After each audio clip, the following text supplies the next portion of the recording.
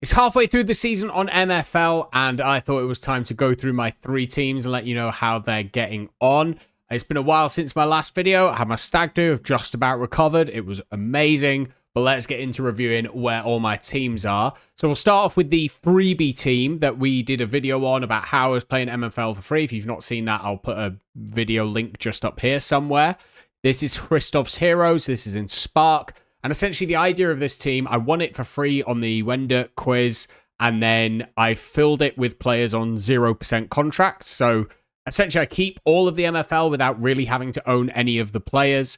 And well, the good thing is halfway through the season, it looks like I'm going to get through all of those contract clauses. I'm not going to give away any MFL for those extra rev shares, which I'm pretty happy with. And I can't lie, it's gone incredibly well. So I think I was 7th when I made the video on how I was doing with this team and how I was playing for free. And we've managed to stay there. We got 4 points in our last 2 league games. One against Nep's team, which was very unexpected. And then a draw against Facia Citizens. Obviously, both have much better teams than we do. Like if we go to the game against Nep, not calling him out specifically here, but if you look at the ratings of both teams, like it's not massive, but there's clearly a bit of a discrepancy in terms of the quality of each team. And so we managed to get the 3-1 win there. It's a really tight gap in this kind of 5 of us between McTom FC and Cheese Grater. And then there's a drop off to Rustavi and Sarang. So I kind of hope I can just stay there. That'd be a decent place for me to finish, especially when the manager projections put me in 10th. So if I could finish anywhere near 7th, it'd be a massive overachievement. I'm like at least 4 ratings off 8th. And so if I'm managing to get results against teams in 4th and 5th on this projection, really I'm like quite happy with how the team's performing. It's kind of been a bit vindicating in terms of how I put the team together, which was to kind of target super high stats. So whether that's high passing or high shooting or even high pace, even though the players might not be in a position to overly utilize that extra pace, for example, in midfield, you do notice it in game every now and then. Like I've got a midfielder with like 69 defending despite being 50 rated. And you just notice him winning the ball back more when you watch the game. But where this team was aimed at and where it's performed incredibly well is the Cup. We won 5 of our 6 games. We lost to the team who finished 2nd.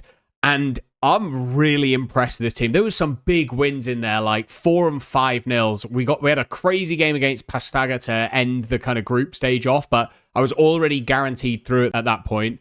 And that's left me top of the league. But those 5 wins have given me 250 MFL just from those wins alone. Qualifying has now given me another 180 for getting to the round of 16. So I'm at 430 MFL just from the cup run alone.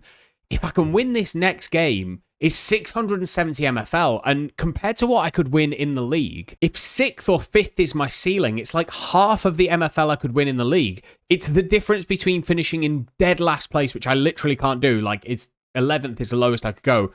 In order to make that 650 MFL up, it would be finishing 4th or 3rd. Now, obviously, that requires I win the next game. It looks like I've got a decent matchup against my next opponent. So it's really where I'm concentrating my best players playing in those games and then trying to use the contracts against the better teams in the league, especially that top 3. They're just a kind of cut above everyone else. Hong Kong Kings are doing really well as well. I kind of rotated for them. They beat me quite handily. I'd probably do the same again and just try and win those games against the bottom 6. The one area of this team that's been maybe a little bit underwhelming has been the progression, considering they're all quite young and they're all really bad. We've not had a huge amount, so only Joe Thompson has had the +2. There's lots of stats that have been going up all over the place, but maybe not too many overalls. Maybe they're actually a bit too young, and so they've not hit their prime age yet, so we're not getting that maximum growth. I was hoping this would maybe increase the kind of ability of my team as the season went on noticeably, but it's not really done that. So I'm kind of where I was right at the start of the season in terms of the quality of the team. It's not the end of the world, though. Like, a lot of these players are so young, so their agents will probably still have a decent chance of getting good progression in the future. I have cancelled 1 contract in the mid-season. It was for a left mid who I think only had 5 games and he was 44 rated, so I really didn't need him. I think I'd only played him once or twice in the first half of the season. So releasing him is absolutely fine because it just means more games I don't have to play on someone's contract. I have brought in 2 of my own players, which I think is okay. These are just players I got out of packs from the pack drop. It's Shaw and Giovanni. Giovanni's a 19-year-old centre-back, 53 rated, and really, really nice stats. Defensive midfield is kind of where I don't have that many games in the second half of the season that I need to use, so I was kind of happy to throw these in. They'll get some games. I don't think it affects what I'm doing in terms of the kind of experiment too much. Obviously, they might help me win a game here or there, but they're not super, super high rated. I've not brought in a limited or uncommon ringer to try and kind of bullshit the results. Moving on to Carmarthen crew. So this is my ice team, and it's been unreal. This team should be 6th or 7th. There's not really a metric here that puts me any higher than 5th. Like, my best 16 is probably good enough for 5th place, but everything else is at least 6. I should be in this kind of group between maybe Aliens and Rill that are kind of all battling, even Canned Chicken. But I'm right up there in that top 3 and almost a little disappointed to only be in the top 3 and not even higher. And that's because I just had a weird loss to Canned Chicken, who've not been very good. I lost 3-1. It was a fairly even game. Now, maybe it was just a good formation matchup, but that result kind of just set me back a little bit. I was really neck and neck with Riders for a while, and then that loss has just kind of knocked me back. It's the only loss I've taken in the league in the first half of the season, which, considering like I'm really middle of the pack, is just unreal. I've only conceded 6 goals all season, and 3 of them were in that game. But I played the best team in the league in the final game, Tangier Atlas. And when you look at the rating difference between the 2 teams, it's really significant. Like, this isn't some small gap that I'm overcoming. This is like a +6 across the board with a few +7s and 8s in there. And it was a really tight game. The fact nobody scored is a bit of a mystery, but I think I really held my own in this game. So really happy to get the draw there. So a bit of swings and roundabouts towards the end of the season. If I'd have lost that and drawn the Canned Chicken game, I don't know if I'd have been that upset. So yeah, really happy with how they're doing. And there's only one loss to talk about in the Cup. Another really good performance there. So comfortably won my group. Beat Vedra, who are the team that beat me on the last day of the Cup. And yeah, now through to the last 16 with 4 wins. It's 320 MFL secured and then 300 for getting to the round of 16. So 620 already in the bag from Carmarthen crew. Interesting how close those MFL totals are between this and my Christoph's Heroes, who are like 60 tiers below. If you don't know that the Cups, each tier, the amount of MFL increases. So although we're both playing in the Aspirants Cup, I'm in tier 98, I think, with the Christoph's Heroes, and this is tier 37. And so instead of 50 MFL for a group stage win, this is 80. And that's the same throughout the whole Cup pyramid. It always goes up depending on the tier that you're in. Again, if I can win 1 or 2 games here, it just starts really ramping up the amount of MFL that I can bring in through the Cup. Really, really happy. The team's progressing quite well as well. And so that really helps for the Cup competitions because it just means that my ceiling has increased compared to like when I was put in a Cup competition. Again, if you didn't know, Cups are based on your best 11's overall rating. And so if your best 11 improve as the season goes on, or you add to them in the transfer window, then you can actually make your team kind of better than the teams you're facing. So yeah, really kind of happy with the progression here. Robert, who I bought, or Robert, because he's French, who I bought right at the beginning of the season, has gone up +3 already, which is amazing. Like, lots of good stats, but obviously that defending one is just massive for centre-backs. And so he's like my equal second best centre-back right now. Renier, who had a great season last season progression, is also up +2. Kirchhoff has tier broken. I've also had Ray tier broke as well from 64 to 65. So really nice progression. Quite a lot of players now on that 64 rated or have just tier broken. So hopefully a bit more progression to come in the second half of this season. There's a lot of rotation in this team. So I'm not at that like 80% of matches played or even close to it limit for a lot of these players, which would mean they wouldn't get as much match XP. So really hopeful for the second half of the season that this progression can continue. Like if Robert can tier break this year, I could have bought an absolute stunner there. And I've brought in 3 players for this team. These are all players that I packed. So Yusufa is one of them. He was in my standard pack. And just a really good shooting striker, which I was kind of lacking a little bit in this team. Boscolo has been brilliant, but I think he's only got 61 shooting. So just having a big player up front, can win headers, can maybe get on the end of some crosses, but 71 shooting, really nicely well-rounded outside of that. And yeah, if he can get a bit of a shift on, could be a decent player there. Bit of a utility option here in JoshXLS. I don't know, Serbians will have to correct me. He essentially plays the entirety of that left side. Left back's been a bit of a problem spot in that I've got Watanabe, who's already one of the worst players in the team. The replacement for him is Renier, who's my best centre-back. And so it's made that rotation a little bit difficult. Although he's got low defence, he can slot in there at left back and do a decent job. And also, with the way that the 4-3-3 I'm playing sets up, those wing-backs do a lot of stuff in attack. So hopefully he can make use of that dribbling and passing going forward and maybe not get exposed as much defensively. But that's going to be something to try in the second half of the season. Maybe he'll have a game or two and then he'll only play left wing from then on. And then I've got a young centre-back in Grieco. Really nice stat distribution. Again, like, look how high that dribbling and passing is for a centre-back. And then he's got really good pace and physical. And then it's his defending stat that's a little bit lower than the rest of it. And that's good because it means if that defending stat can get increased when his training comes in, he's going to really jump up those ratings because he's already got those good surrounding stats. So I think he goes to a 59 once he gets to 57 defending, or maybe it's 58 defending, which is just a really good place to be. He could be one for the future. And I needed that extra player defensively to slot in at centre-back with just the three there, and with one of them also moonlighting as a left-back. Just meant that the rotation was getting a little bit tight. There was a lot of like 94% needing to start games. So hopefully he'll just ease some of the pressure. He'll only play probably 4 or 5 games in the second half of the season, but just good to have that depth. So really happy with Carmarthen crew, happy with where they are.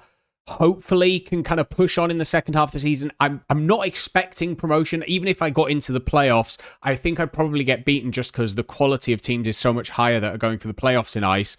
But, I mean, anywhere above 5th is really, really good. If I do get promoted, then it's going to be a tough season in Stone. I don't think I'd do much to try and improve the team. I'd just, like, eat the relegation. But, yeah, delighted with how this team's playing. Really started off on a tear and has kind of just continued that way. And that brings us to my Iron team, Inter Minami. This is the first team that I bought. And having got promoted from Stone last year, staying in Iron had to be the real plan. I didn't put too much money into this team, and so it was really about, can I just maintain? And if you'd have told me I was 4 points off the relegation playoff at this point of the season, I'd have been like, that's good, but need to be careful. If you'd have told me I was 3 points off first, I'd have been like, holy shit, this team has done unbelievable. And they're both. So I don't know what to make of this team. Like, there is 7 points between promotion, automatic promotion, and a playoff to relegate you down. So, yeah, I'm not really sure what to make of it. There have been times this season where I was top of the league. In fact, I think I recorded this video before I went at my stag do, but just didn't have time to edit it. And I was top of the league at that point. And now, with 2 losses in the league, I'm down to 5th. And one of those losses was to Metal Militia, who are one of the worst teams in the league. I also drew to Cadiz, who are the worst team in the league. So I really don't know what to make of this. I've changed my formation with this team because the 3-5-2 wasn't really working for me. I think I'm probably going to go back to it at some points in the second half of the season. Have made some pretty big purchases to fill what was a massive hole in this team as well. This is the projection as it currently stands, and this is way higher than I was. I think I was 11th when the first projection came out, but I've added a few pieces. I've had a couple of bits of progression, and so a really even team in that kind of 75 range, and I'm predicted 8th. So kind of where I could be with one result going against me, but also I could be first with results going for me, so could be massively overperforming. And when you look at the teams who are kind of really struggling in Super Santos and Terra Ninja, they're 2 of the better teams. Cadiz were always going to struggle. Seattle Orcs, who I got promoted with, they were in my Stone division last season and went up first. They've done incredibly well to be as consistent as they've been. So it's a really tight league, kind of what you'd expect. Maybe White Eagles will have sorted something out and kind of push on in the second half of the season, because really 3 or 4 results could see you going for a promotion push or could see you really battling relegation. But we're unbeaten in the cup, and I'm really, really happy with this. You can tell, by the way, how tight our league is in terms of rating when in the cup that is dictated by your best 11, there are 2 teams from my league in this cup competition, which tends not to be the case all that often. But really, really happy with the cup performance. I think I started off with 2 draws and was a little bit worried that might not progress, but really kind of turned it on. I think I got 2 wins against the MFC Pythons, and that really like helped me cement my place towards the top. Basiru Anthony, who's not really had that much game time in the league, has absolutely cooked in the cup. So yeah, a lot of MFL secured from this team already. It's 1650 from just the wins, 2100 for qualifying, so 3750 MFL already just for qualifying for the round of 16. Again, another win or 2 could really be pushing up there towards, I don't know, 10,000 MFL from just a cup run. That would be unbelievable. But maybe one of the downsides of this team has been progression. Now, it is a slightly older team. I do err on the side of buying older players. I just think the value for what you get is much better. They still have a sell-on value once they get to 28 and 29. But also, I tend to buy players that are at least 2 seasons old, because any player that was minted before season 4 has a retirement age that kind of averages around 37, whereas after season 4, it averages around 35. And so you're kind of getting 2 years on average more out of those players if they're at least 2 years old or 2 seasons old. And so I kind of don't mind that I've not had too much progression. But there are a lot of players here who should be in prime age and aren't really motoring along. Those that are, though, are fairly new signings. So the top 3 here, Abbott, who tier broke, which is amazing, and has pressed on with some more stats as well. He's already up that +1. Dostal and Runga, who were my 2 kind of big signings going into this year, they've both had a +1 and had quite a lot of stats outside of it, like 7 stats for Dostal for just the +1. That extra pace, I like it. I'm a big pace whore in this game. The extra passing's nice as well if I ever want to play out from the back. And then he's got that +1 in defending. I think he jumps to a 79 with another +2 in defending. So another one who really could accelerate just with 1 or 2 stat increases over the next few days. Runga's had like a +1 in good stats, but also in kind of like defending and physical. Maybe that's because he's got right back and left mid as his secondary positions, but kind of just want that shooting, pace, dribbling, maybe that passing as well, because 58 passing is not really the one at right wing. I finally got some growth out of Guiyu, who didn't move last season, but I think I will be looking to move him on either at the back end of this season or in the off season. Butler is now at that tier break for 74. I have a feeling if he bumps to 75, he's just going to explode because he's had really good progression. And then the player I'm most excited for is Matveyev. He went up +3 last year. I got him as a 69, and a lot of that was in defending. He's now kind of rounding out his stats. And although he doesn't have anything that kind of screams immense quality, he's just quite good at everything. And so if he can keep doing that kind of rounded growth, he's only 20. I don't know, if he can tier break this year, I might have got a really, really good deal there. I think I only got him for like $40, something like that. So really happy with him. Guerrero getting some growth as well as a 21-year-old. Good to see the young players progressing. The fact I'm now playing a 4-back does mean that Matveyev's getting more games. And so hopefully he can push on in the second half of the season. And then we come to 2 of my purchases that I've made and added to this team. Both of them for kind of the same reason. So this is the first one, Georg Korte. He's 24 years old. Stats are interesting. He's very much a right mid, left mid. Probably not one to push up to the wing positions, which can happen with the right mids and left mids. But 89 dribbling is pretty solid. So put dribble more on him and just let him go about the pitch. But here's the thing. He has no progression. You might be going, why have you bought a player with no progression after 5 seasons? Well, as you can see here, he didn't have a club at all between season 1 and the middle of this season. So his last contract expired on November 1st before the season structure started, and that's before aging and progression came in. So if he does have potential, there's every chance he will just really bomb on quite quickly because we'll be kind of catching up to where he should be. If he's already in his prime age, it should make all of those steps in terms of the experience needed to go up those stats and go up those ratings a little bit smaller. So I'm really kind of quite hopeful that although he will have lost out on 4 seasons worth of growth, I can catch that back up and maybe see him progress to a 78, 79, hopefully by the beginning of middle of next season. And that's the same story with my other purchase, Kakesi here, 24, but again, no growth from when he was 20. He was at the same agent, and so picked both of them up for 130 or 140 combined, which was probably a little bit more than I wanted to pay. But again, I just think they might, if they've got some progression, it's not been priced in. And so I'll price it in myself as a kind of hopeful one for buying both of them. But the big thing with Kukesi is he's now a CDM. I didn't have a single CDM in this team. It was a massive error when I was putting the team together at the beginning of the year. I've been playing Nicholson there, who just doesn't have it as a position, so he's getting a -5 on all of his stats. So to have a natural CDM now, I think it could really change the way this team plays and maybe pushes on to hopefully push for promotion rather than looking at relegation in the league. And in the rest of my agency, I've got a few players out on loan. I've got Jessen out on loan, who's kind of doing well. Not getting too many games, but a bit of progression. Got decent progression on Fedi Makrani, who I've not had in my agency yet, even though I bought him halfway through Season 4. But his contract expires at the end of the year. He is an outrageous centre-back, even though his starting position is a left-back. You can see with 78 pace, 68 defending and 75 physical, he's actually a 67 rated centre-back. And so one of those that I think will come into the ICE team, into Carmarthen crew at the end of this season and really kind of make them a little bit better. Barragan's also gone up a +1, which I kind of wasn't expecting. He's not really playing too many games. And Rod Dion is playing no games. Both of those probably aren't going to hit their match clauses, which means I'm going to get 10% of an iron team and 10% of a stone team in terms of their MFL return, which is kind of crazy. And so I don't really mind that they've not been played.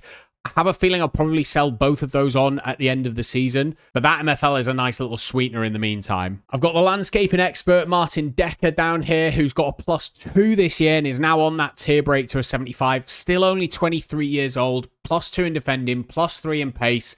I've still not been able to use this guy, but nice to see that he's progressing. He did play for FC Osaka this season, and he's only on 66% energy. I think the guy kind of just forgot his team and stopped playing. He has since sold that team, so hopefully the new manager will rotate and will keep Decker above 60% energy. Essentially, if they drop below 60% energy, you get no bonus from training, so you get no training experience, and then you'll probably be struggling in matches too, so your match rating will be quite low. So hopefully a bit of rotation should see his energy come back and keep that progression going. If he can tier break this year before he comes to me next season, oh, it's going to be amazing just dropping in a rare centre-back into this Minami team. And then I've got my 3 development centre players. I put them in at the beginning of last season. I actually don't think I'm going to use the dev centre now for the next few years. Although I like the surety that your player is kind of going to get the maximum training XP and actually 20% on top if you put them in for 4 seasons. It just feels a bit of a waste. I'm kind of paying MFL to then not use the player to earn MFL. So yeah, I'm not really sure what to do. Anyway, they've still got 2.5 seasons in there. Nice to see them all with a +1 this season. Thibaut, who I think didn't move at all last year, with a +2. So, hey, maybe one of them can break into being limited? I don't know. Zhu is pretty solid, actually, if you look at his stats. He's a much better right winger than he is right mid. So if he can get some progression, maybe he'll be useful. And last but not least is the Diamond Heist. This is a team that I own with Nep and Japes. And I kind of messaged them a couple of weeks before the season started, I think a week before the season started. I said, if we ever wanted a team like in the top of the divisions and we wanted to do it together, it's this team. They're $725 for platinum. And what I'd worked out was if you filled the club with 80 rated players, which is what you need to compete in platinum, even if you just got relegated from platinum and then relegated from gold, the MFL return kind of meant you were in profit by the time you hit your 3rd season. What then happened was, because you're not allowed 2 players in the same league as an agent, one of the teams that was getting promoted to Diamond from the Platinum League of the club that we were buying, that meant a promotion spot kind of dropped down to the next team in the league, which turned out to be us. And so we then had bought a Diamond team. That meant that we had to buy 83 rated players, because you have to have all but 5 of your squad be 83 rated in Diamond. But it does mean way more MFL at the end of the season when we get relegated. So our target here was to get relegated, and we are arguably exceeding that target in that we're pretty much relegated already. Lost 11 games. We've really nailed that. Now, we have scored 3 goals. We nearly got a point. And I think there would have been a bit of a meltdown had we have got a point. It was the 2nd or 3rd game of the season.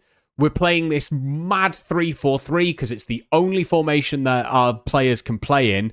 We went 1-0 up, which was mental in and of itself. Like, we've got a right back playing centre back, and then one of our centre backs is playing DM with no passing whatsoever.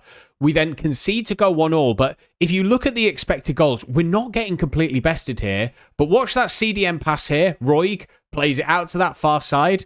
Just as a quick reminder, 50 passing on Roig. So he shouldn't have been able to do that, but he did, and we went 2-1 up with 15 minutes to go. Now, it wasn't that close in terms of the win.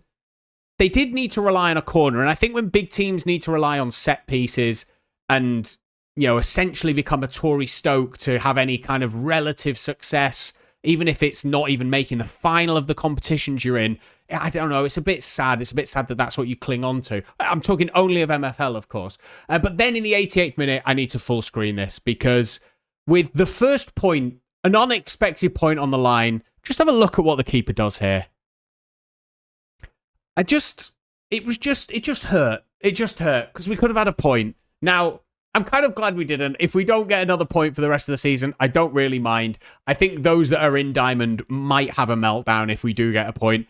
We did try and really look at the cup, but it didn't go too well. 1 win, 1 draw, and 4 losses kind of put us out of contention of the cup. So no extra MFL from there, but not really the end of the world because we're going to get 345,000 MFL from finishing bottom of the Diamond League. And the plan with this team is to buy some 83s and 84s as a group. And by the time we get relegated to gold, we should have a team that's good enough to hopefully stay in the division because they'll have progressed up to kind of that just breaking into legendary 85, 86 rated. So that's the long-term plan. We'll see how the second half of the season does here. If we get a point, unbelievable. But if not, it's not the end of the world.